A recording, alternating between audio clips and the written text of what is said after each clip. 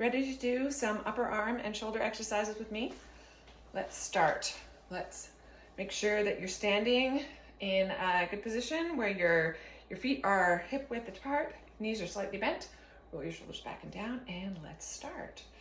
I am using 1 pound weights. Now, probably if I were just doing this for myself, I would be using 5 pound weights, but you gotta use what you have. You can use cans.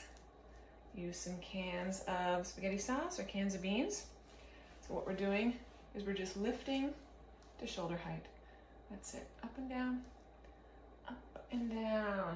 Think of lengthening away out of the shoulder socket, okay? So try doing that 20 times, and then you're gonna put them out. So I'm gonna have to turn sideways for this, okay? So you're tracing your hands, sliding your wrists along a table. And same thing, just go out to here where you align with your shoulder, okay? You can do that 20 times. It is so important to strengthen these muscles around the shoulder because that is what helps us with our posture. Sure, doing stuff like this can also help with flabby arms, but I'm a little more concerned about the postural health benefits, okay? So do that 20 times. Now we can also do these. When you do these, be careful. Some people have a tendency to go up. That's not the point. You want to just extend your arm up until you can make it straight.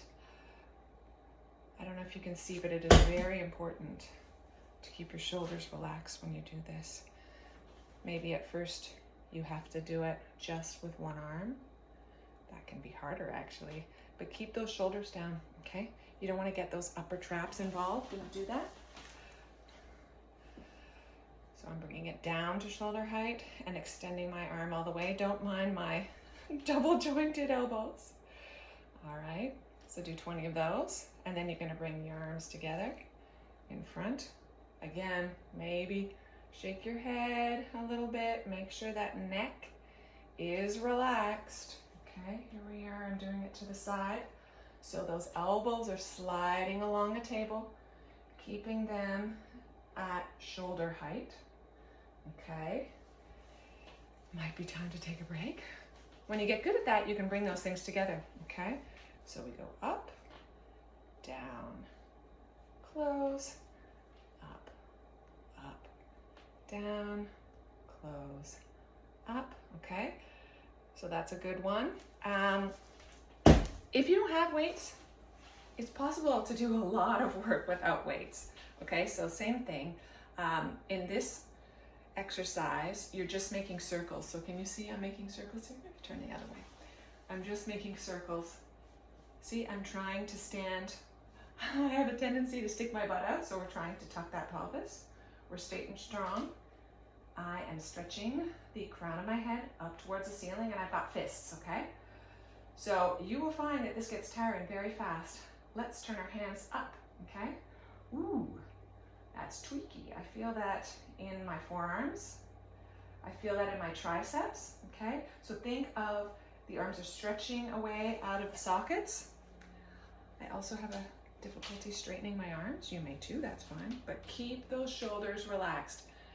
And when that gets to be boring, too difficult, take a break and then go forward. So this time, I'm going to point my arms down. Just little circles, not big circles. But the most important thing, keep the shoulders relaxed. Okay? All right, there's some exercises for you. Try them with no weights, add some weights. When they get easy, when you can do 20 times and you're not fatigued, up your weights, but do it over a period of weeks. Let me know how you think it went.